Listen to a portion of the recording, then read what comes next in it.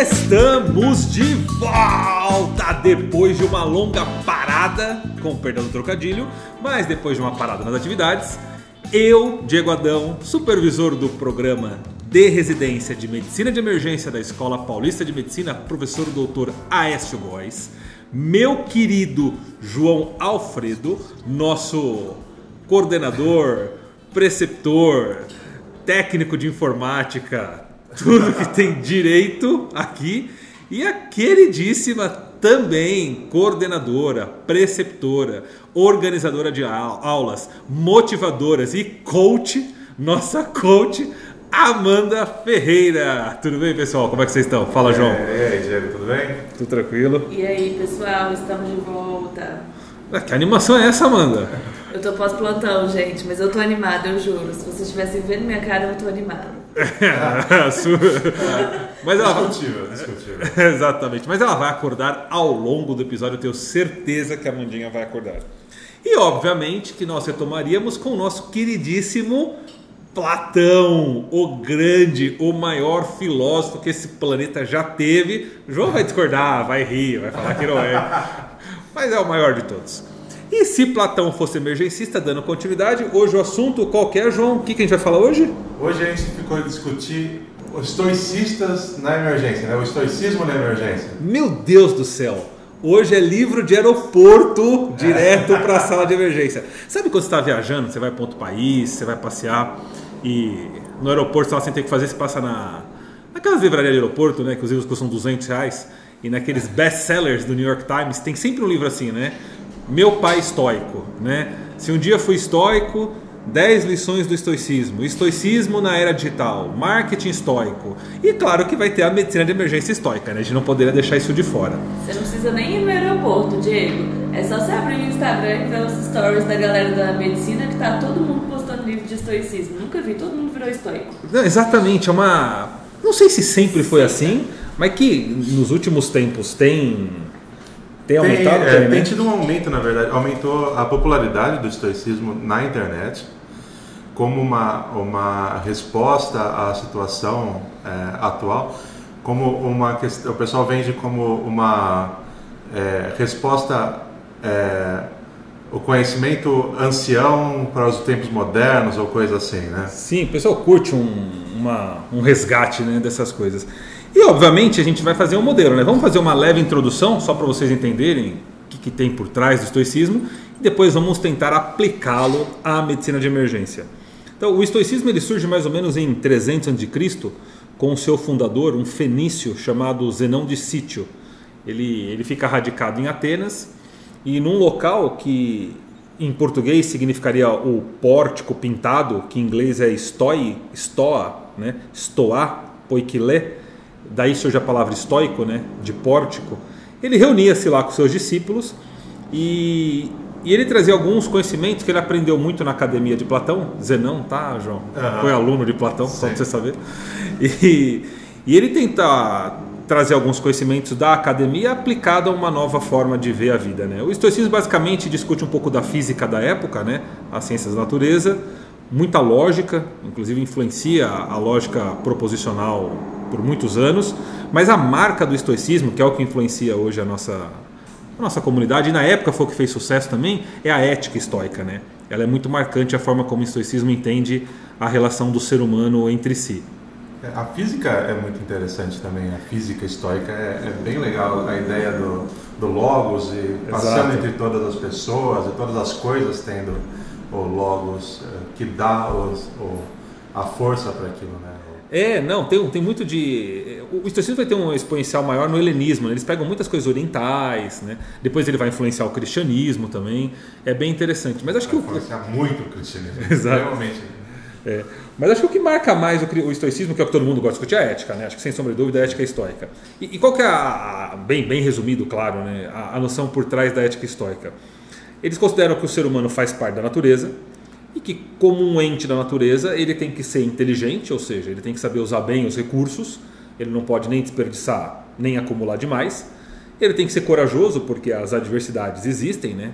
O mundo está em constante entropia e a ordem é o que organiza a natureza, então ele tem que ter a coragem de enfrentar essas adversidades, e ele tem que ser justo, ele tem que dar a cada um o que lhe é devido, porque a natureza é justa.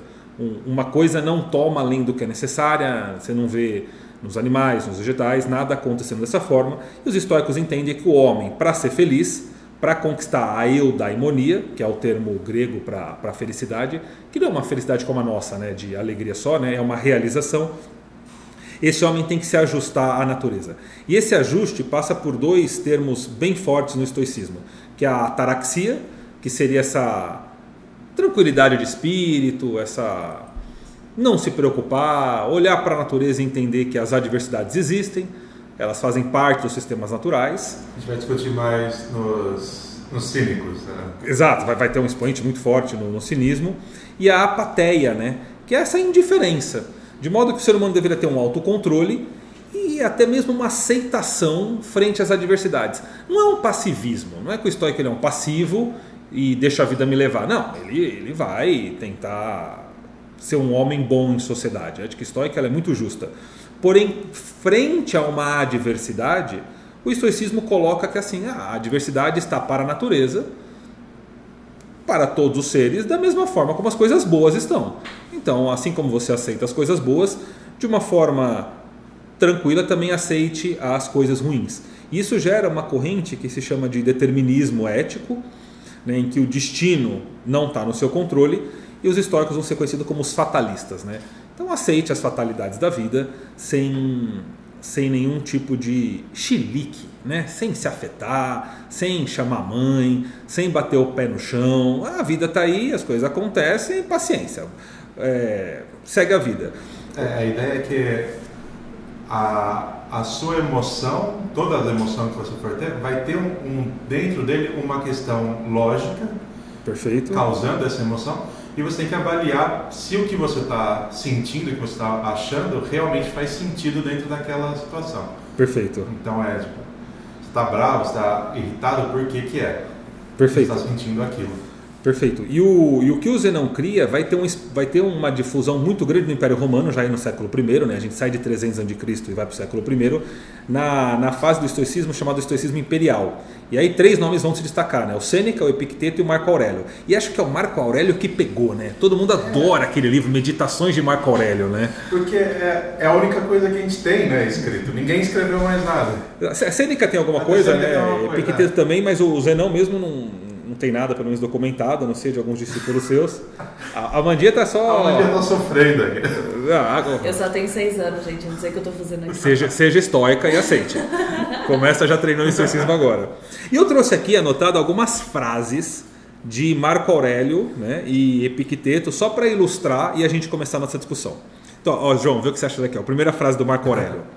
Você tem poder sobre a sua mente, não sobre os eventos externos.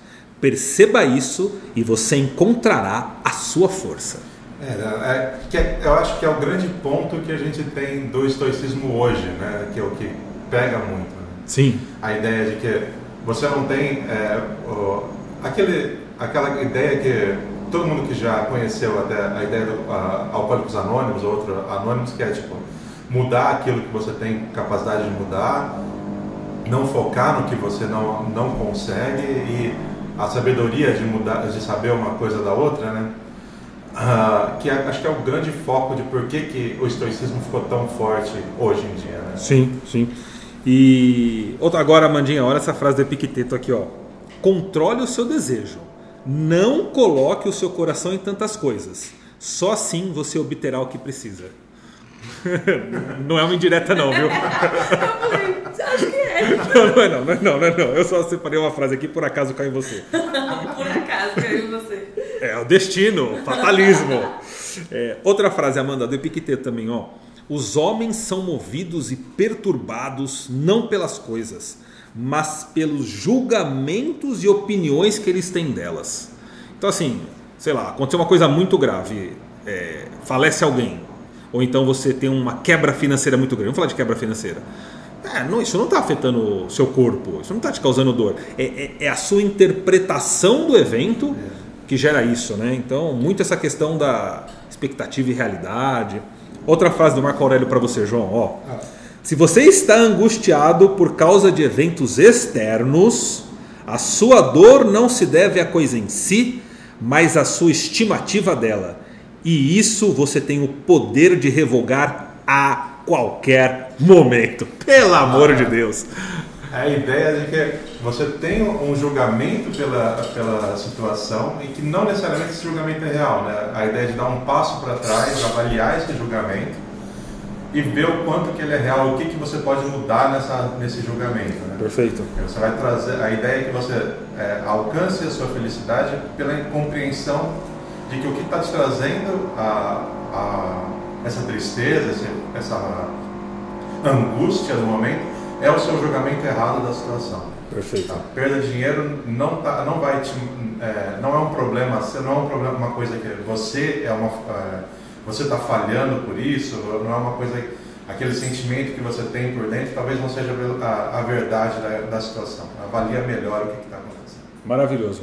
Então vocês viram, aqui eu vou fazer minha culpa e minha parte, né? Não tem nenhuma novidade em relação ao cristianismo, né? E cá entre nós, né? O cristianismo, na minha opinião, dá um baile no estoicismo, tanto que a gente fala mais de Cristo do que dizer não, né? Mas o que ganhou moda foi o estoicismo, né? Até tem os livros, né?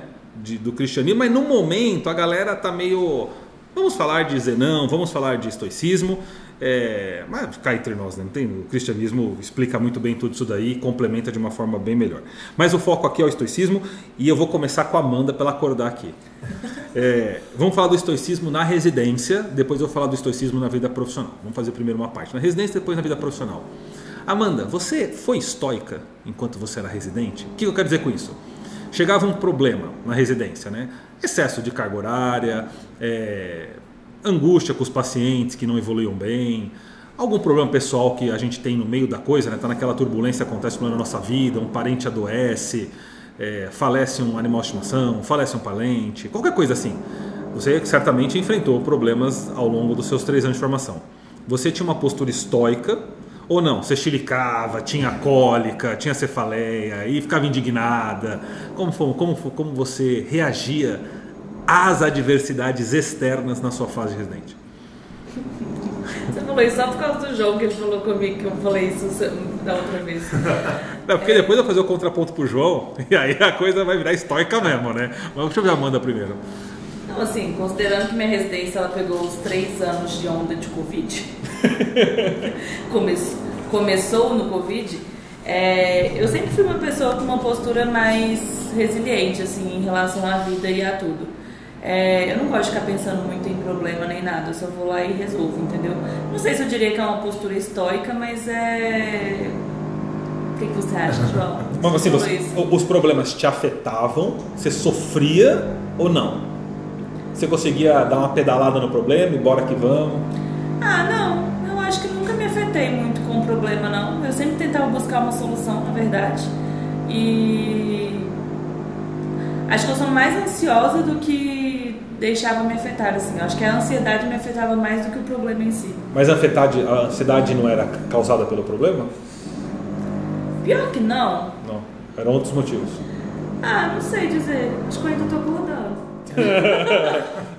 Damos o primeiro shot na maninha. Eu vou perguntar pro João. E você, João? João será mais tranquilão, né? Você sempre foi meio estoico mesmo. Então, pera, qual a sua percepção? O que você acha que eu era? Não, acho que você também era mais estoica. A gente precisava de um exemplar aqui não estoico, né? Depois eu vou perguntar da fofoca. E seus colegas de residência e tal? Mas por enquanto vamos focar em vocês. Eu não acho, eu acho que eu demonstro menos do que eu sou estoico, sabe? Eu não sou muito estoico de verdade. Aí dentro tá sofrido? Nem filosoficamente, assim, eu acho que eu tive um período estoico no meio da residência como uma maneira de sobreviver. Mas no começo eu tive um ponto muito forte de pressão externa. Por causa da residência, a questão de mudar, especialmente nos primeiros meses, quando você muda... A adaptação, ela é complicada, né? Uhum. E diferente de como hoje em dia, na época que eu entrei, era porta aberta, todo mundo aqui dentro, 40 pacientes na sala, né? 40 corredor, tal. No corredor. Então, teve uma época que eu tive essa questão de tipo, putz, eu não estou fazendo um trabalho certo. Eu comecei a sentir essa pressão e criar o núcleo da ideia errado mesmo, sabe? A ideia, tudo o que o pessoal do estoicismo fala, sabe? De criar uma interpretação incorreta da situação. Com o tempo,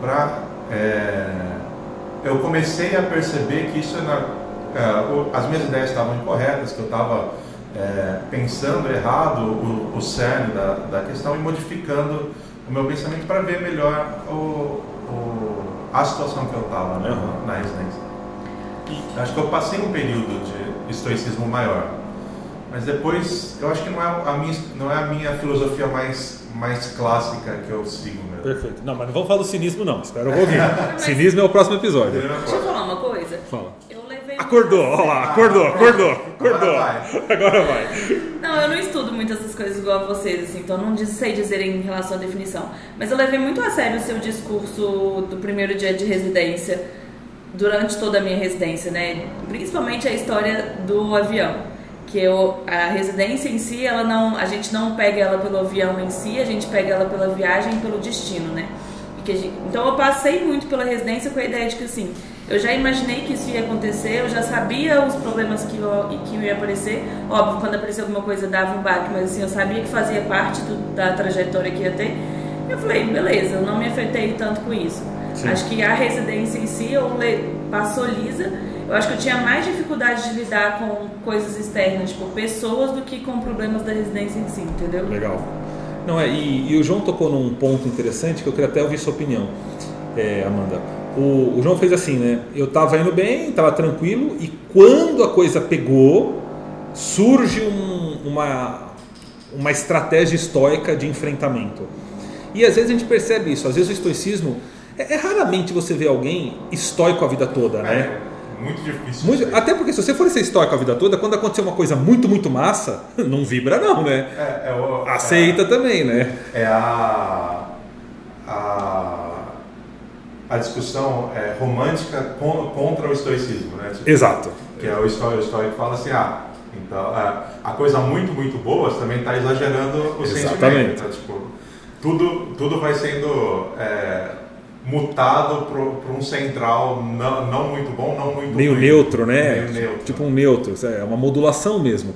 E dá a impressão que é isso. Quando tá tudo bem, eu não sou estoico, porque aí eu quero curtir as coisas ao máximo. Quando a coisa aperta, e aí eu não vou querer enfrentar o problema ao máximo porque ele causa muita dor, o que eu faço? Aí eu viro estoico e meio que fica um estoicismo à la carte, né? Então, hora eu quero, hora eu não quero. E as pessoas usam muito o estoicismo como uma muleta. Então, naquela fase que eu tô bem arrebentado, deu estoicismo, aí eu falo assim, não, isso aqui são as coisas da vida, deixa aí, aceita, tal. Aí depois eu saio. Talvez é por isso que pós-pandemia, crise econômica, tal, tenham tantos livros pipocando de estoicismo. Mas aí, Amandinha, então, como você falou que você é muito tranquila, e você sossegada, a piada vem pronta. O estoicismo não participa da sua vida. Você conviveu com pessoas não estoicas. Eu queria que você contasse um pouquinho o que você falou. Os colegas que não resilientes, que enxergavam a residência, como você falou, não como um avião que me leva a um lugar, e aqui todo mundo quando viaja de classe econômica, embora sofra, aceita, né? Porque você tem uma finalidade, você sabe onde você quer pousar. Então você paga o preço pelas férias que você quer curtir. Diferente de algumas pessoas que acham que o avião em si é a viagem propriamente dita, como se ele fosse um piloto do avião, né, que viveria aquilo para sempre, e sofre, e lamenta, e reclama, sabendo que você pode espernear o quanto você quiser, o banco não muda, você pode gritar o quanto você quiser, a aeronave não acelera, ela vai pousar a hora que tiver que pousar. Eu tenho certeza que você conviveu com pessoas reclamonas, resmungonas, que tudo estava ruim, e para coisas que não tinham o que fazer. Como que é conviver com esse tipo de gente? Não é, né? Eu não convivo, eu ignoro completamente a existência dessas pessoas na minha vida, porque é muito chato, entendeu? Então, assim, realmente, óbvio, sempre vai ter alguém. Eu tenho ouvido seletivo. Aí começa a falar, eu nem presto atenção no que tá falando, entendeu? Então eu acho que o meu jeito de conviver era não convivendo. E que dica você daria para os reclamões, a pessoa que gosta de verbalizar? Porque acaba que a reclamação vira um comportamento de grupo, né? Sim. Um começa a reclamar, o outro reclamar junto, e quando você vê tem aquelas 3, 4 pessoas que sempre resmungam de tudo. Que dica que você daria para esse tipo de pessoa? Ai, muito difícil de falar dica, né? Porque a maioria das pessoas que são assim, elas não querem ouvir dica, elas querem continuar reclamando. Ai, vão viver. E você, João? O que você acha de conviver com resmungões? Eu acho que existe, focando no estoicismo, existe a opção de tipo, você pode resmungar porque você quer que o problema seja resolvido para você, ou você pode modificar a sua perspectiva sobre o problema, entender o porquê que você está sentindo aquilo, né? Que é a ideia toda do estoicismo. E focar isso dentro da sua residência, dentro do seu momento pessoal, que for. Existem outras possibilidades mais produtivas, eu acho. Dando um preview do próximo episódio. Pode falar, fala do cinismo, fala. Eu preferiria que você fosse mais cínico mesmo, né? Compreender esses problemas, aceitar que os problemas existem, reduzir ou não sair nem com um lado do tipo, isso aqui vai ser ótimo, isso aqui vai ser péssimo. Mas quando você encontrar alguma coisa, ter um grau de cinismo e propor uma solução melhor que esteja dentro da realidade, né? Não tipo, me coloca na primeira classe. Perfeito.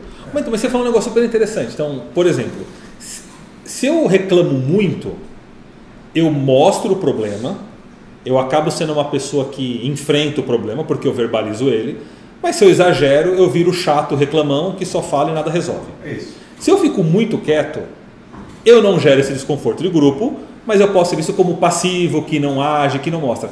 Como é que você calibra isso daí? Eu acho que a ideia é muito...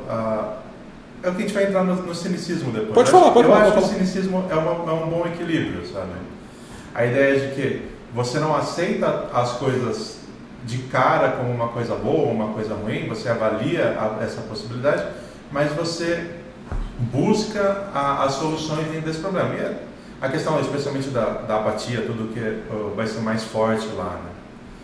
Eu não sei como que equilibra isso. Eu acho que é uma Mas na sua vida, pessoal, como né? é que você faz? Quando você está diante de um problema, você meio que fica mais quieto e reflete um tempo? Você consulta alguém mais velho, mais experiente para pedir opinião? Quais são as estratégias que você usa para falar assim, olha, esse problema aqui vale a pena eu enfrentar? Mas pensando na área médica, da medicina de emergência, tudo. Um problema administrativo, um problema pessoal em paralelo seu com a vida profissional. Você é daquele que pede opinião de alguém, você fica quieto, você procura material na internet semelhante. Quais são as suas estratégias práticas para decidir se aquele problema vale a pena ser enfrentado ou não, é da natureza mesmo e bora ser a ataraxia nele? Não, em geral, eu tenho primeiro um momento de reflexão, eu vejo problemas, falando principalmente em termos médicos, administrativos, dentro do hospital, esse tipo de coisa. A minha ideia é sempre pegar o problema, avaliar como que ele pode ser resolvido, qual é a situação, qual é tentar fazer essa avaliação mais lógica de qual é a causa real do problema, qual que é o cerne real daquela emoção, aquele problema que eu estou sentindo, e tentar resolver ele de forma, tentar buscar a melhor solução para ele. Se eu não tenho capacidade de solucionar ele, em geral eu vou buscar alguma outra pessoa que consiga resolver esse problema. Tá, você pede ajuda. Por exemplo, especialmente problema administrativo, eu não sou uma pessoa de gestão, eu detesto a parte de gestão. Então, tipo, o problema administrativo, eu peguei o problema, esse problema é administrativo, é um problema que eu não vou conseguir resolver, ele é um problema da gestão, eu vou passar para eles resolverem. Tá. Se é um problema médico e ele diz respeito a mim, eu vou avaliar quais são as minhas opções.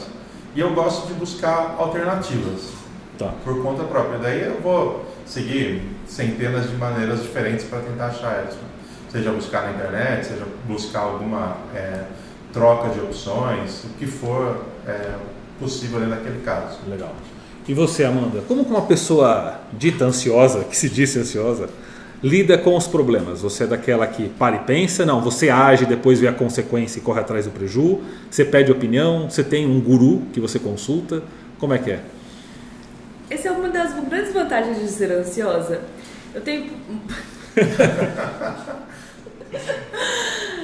pensamentos catastróficos, né? Então eu consigo prever. Então, pare agora, pegue um caderninho que a gente vai fazer top 5 vantagens do ansioso. Vai lá. Não, mas eu tô falando sério, porque a ansiedade, ela é horrível o tempo todo.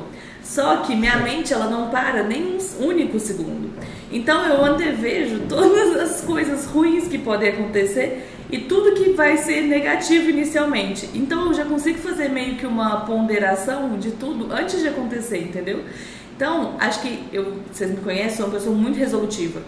Então, alguém surge com um problema, eu já tenho uma solução na hora que vai. Mas não é porque eu surgi com a solução agora, é porque eu já pensei em tudo que podia dar errado, então minha cabeça ela já está funcionando há muito tempo, entendeu?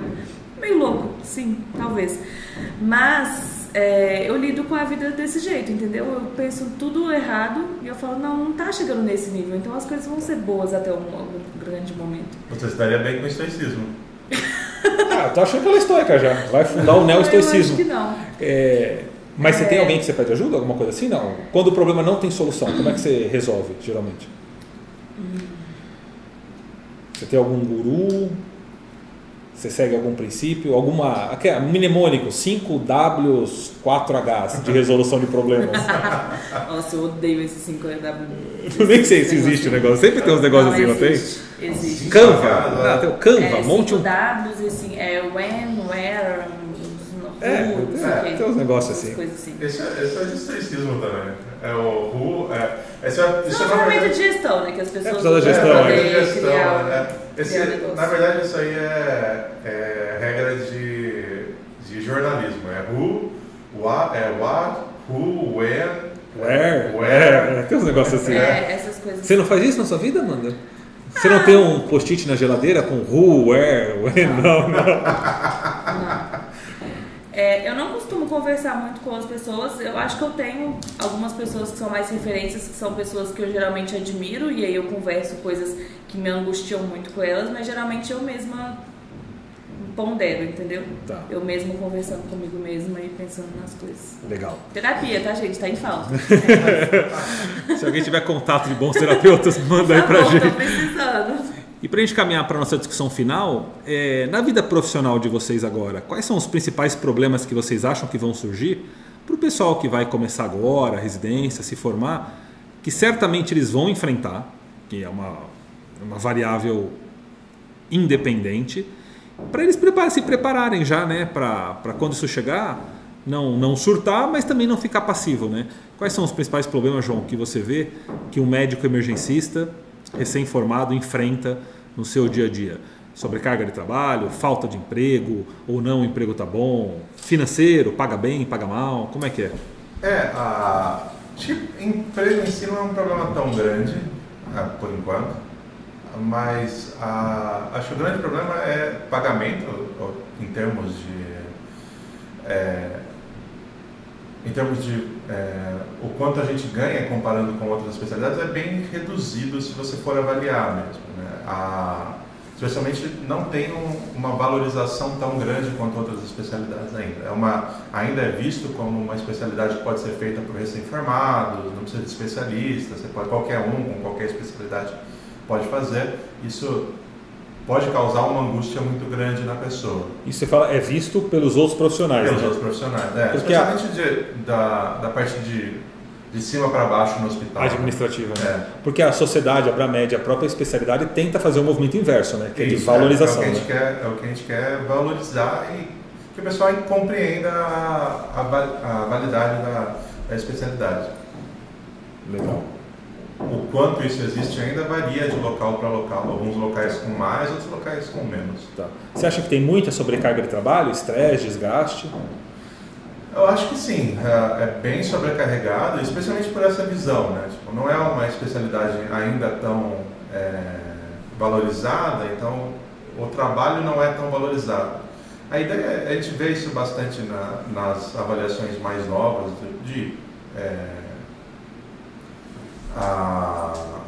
de coisas como burnout, tudo, é muito mais associado com valorização do que realmente com quantidade de trabalho em si, né? Sim, sim. E você, Amanda, quais problemas você vê que vão surgir aí invariavelmente? Eu acho que é muito fácil você ficar frustrado hoje com a vida inicial de trabalho, né? Porque tudo isso que o João falou, mas eu acho que principalmente que a gente vem com uma expectativa muito grande de como que vai ser a vida nova, a vida de trabalho e tudo. E aí quando você se depara com um hospital que ele te cobra NPS e você sabe assim que o NPS não vai resolver o problema e que muitas vezes ele não vai... não é um bom indicativo de qualidade de atendimento. Exatamente. E que as pessoas vão te cobrar isso. Então você tá... Fala pro pessoal que tá ouvindo o que é isso daí. Quer falar, João? Pode falar. NPS é um índice que os hospitais usam, geralmente que é um índice meio que de concierge, assim, para definir a qualidade do seu atendimento. Que o paciente, ele julga o atendimento dele de acordo com a percepção dele. Só que muitas vezes, assim, ele vai julgar o tempo de espera que ele ficou lá, se o médico pediu o exame que ele queria ou não, se ele prescreveu a medicação que ele queria, mas na verdade não era a medicação que ele precisava, e se ele saiu satisfeito do atendimento, sendo que ele sair satisfeito é diferente do que a gente realmente entende como satisfeito. Só que os hospitais cobram isso, né? A gente tem uma meta de NPS a ser batida. Então a gente trata o paciente muito mais como uma hotelaria do que como um cuidado à saúde. Então isso deixa a gente muito frustrado e insatisfeito com o que a gente vê no nosso trabalho. Eu acho que é um dos grandes índices de frustração mesmo em tudo que a gente faz. Aí a gente vai falar sobre salário. Salário também não é compatível. E a gente vai falar sobre como a gestão enxerga o profissional. E aí muitas vezes você que é mais... a gente quer fazer uma coisa melhor, né? Quer fazer mudança e tudo, e aí se depara com uma gestão que fala assim, não, opa, peraí, não, a gente não é nosso objetivo aqui agora, você fica frustrado, né? Sim. Então... É complicado.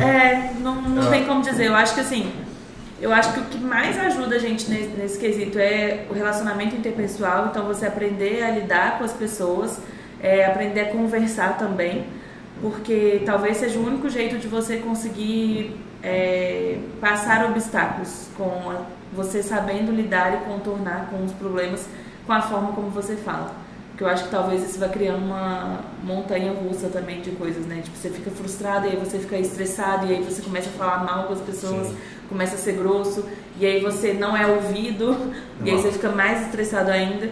Então acho que você desenvolver um relacionamento interpessoal bom e gestão de pessoas, acho que é o que mais te ajuda a saber contornar situações. Maravilhoso. A bola de neve, né? Não montanha, você sabe. Sim.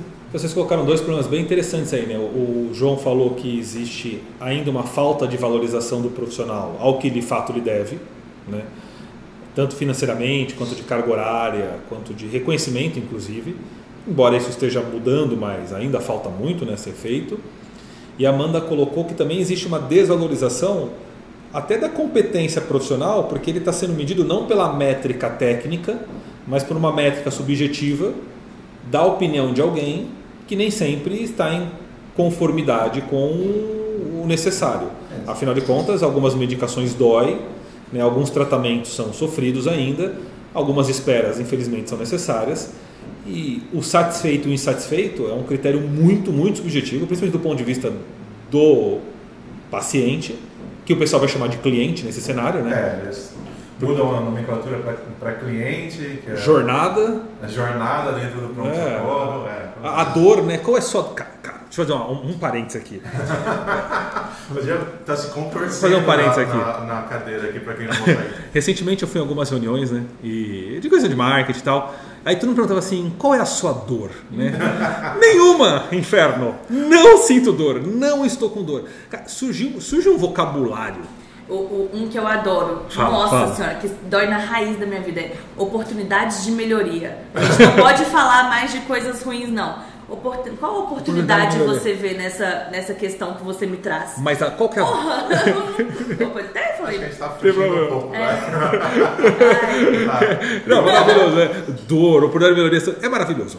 E aí o paciente acaba o cliente na sua jornada e no seu pós-venda, ele vai te dar estrelas. estrelinhas, assim como ele avalia um terceiro serviço, né? Assim como ele avalia, aí o que passa a reger essa relação é o Código de Defesa do Consumidor, não mais o Código de Ética e a ciência como um todo. Mas aí, para a última pergunta, para a gente fechar... Mas acho que só um ponto. Fala. Eu acho que tem uma questão interessante aí, puxando de volta o ponto para o estoicismo, eu acho que é interessante a gente avaliar que essa avaliação da sua jornada, do que você sentiu no seu pronto-socorro, quanto tempo você esperou, é tudo realmente o anti-estoicismo, né? Porque você está saindo do... Perfeito. Qual que é o cerne do problema? Você veio aqui por causa do problema X, com tal sentimento, e você saiu, agora está estressado porque você não recebeu a medicação que você queria, ainda que a medicação funcionou. O que está acontecendo? Você está perdendo o foco da questão lógica do problema para uma questão puramente sentimental, não que tenha essa diferenciação da parte do sentimento do logos dentro do estoicismo, mas a ideia de que você está perdendo o foco do problema, né? Qual que é o problema que você está querendo resolver no pronto-socorro? Exato. Não, e é exatamente essa pergunta que eu queria fazer para você. Quando a gente agora entra numa geração predominantemente de regras mercadológicas, né? Todo mundo busca muito lucro. Então a satisfação do cliente é imperativa para a sobrevivência da empresa, para ela continuar lucrando, para ela continuar rodando. E aí isso vai afetar a forma como a educação está sendo feita, porque você precisa agradar ao aluno em todas as suas... o NPS da escola, né? As escolas vão ter o seu NPS, os hospitais agradam os pacientes. Você não acha que isso está criando uma geração, como o Dalrymple chamaria de podres de mimados? Uma geração de pacientes, de alunos, que, obviamente, que eu vou fazer aqui, não o contraponto, assim, é para torturar todo mundo. Não é isso, né? Óbvio, os problemas existem, eles têm que ser enfrentados. Mas a hora que o foco deixa de ser o problema, igual você falou, e o foco passa a ser a satisfação, a gente não está caminhando por um caminho hedonista anti-estoico e criando uma geração muito mimada que não vai enfrentar os seus problemas, ou não? Você acha que isso aí é papo geracional e não tem nada a ver? Eu acho que um pouco de cada coisa. Eu acho que a gente está... existe um papo geracional que eu acho que é forte. Enquanto a gente está brigando entre gerações, a gente não está resolvendo o problema, né? Eu gosto muito de um fato que é aquele negócio tipo, essa geração usa muito celular, a geração anterior jogava videogame, não sei o que fazer, não sei o que lá. E se você volta longe o suficiente, você tem frases, não do Platão porque ele não escreveu nada, mas... Como o Platão não escreveu nada, meu Deus do céu? Do Zenão. Do Sócrates. Falando Mas que... rolou uma agressão aqui. Falando que essa geração não pode escrever, porque escrever você vai perder a capacidade de memorização. Então, eu acho que a gente tem uma briga muito grande, a gente está deixando de pegar um problema que, assim, por que a gente está fazendo esse NPS, sabe? Vamos resolver o problema de entender que o pronto-socorro é um lugar para a gente resolver o problema. Sim. Eu acho que existe uma questão de a gente de ter comercializado tanto o problema que a gente está começando a ver as pessoas como cliente, não como paciente, não como aluno, sabe? Sim. Não é o aluno que está aqui, é o cliente que está aqui, que vai trazer outros clientes, que vai resolver o problema da empresa. Sabe? Sim. Concorda, mano? Concordo. Senhores. Hoje eu não falei absolutamente nada. É isso aí. Então fica aí para você refletir. Você é um estoico ou não é um estoico, hein? Como é que você encara as adversidades? Você gosta do estoicismo? Acha que ele é desnecessário? Você acha que vale a pena investir no estoicismo ou não? Deixa aí seus comentários. Curte o episódio. Não deixe de seguir a gente tanto na sua plataforma de streaming quanto no nosso Instagram, emergência.epm. Entra lá, curte também a nossa página, compartilha, divulgue e deixe seus comentários, manda um recadinho para Amanda, que hoje ela está meio com sono, meio tristinha, manda um recadinho para o João, manda um recado para mim, que a gente adora esse negócio. E este foi mais um episódio do E se Platão, meu amigo, fosse emergencista, o podcast Entre uma Parada e Outra, o podcast da Medicina de Emergência da Escola Paulista de Medicina, professor Dr. Aécio Góes. João, foi um prazer imenso. Prazer, meu. Amandinha, um beijo grande. Beijo, pessoal.